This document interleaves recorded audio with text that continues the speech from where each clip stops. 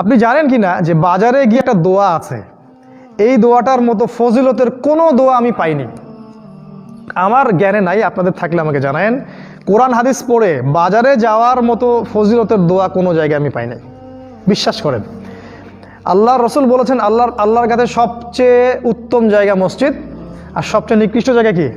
বাজার।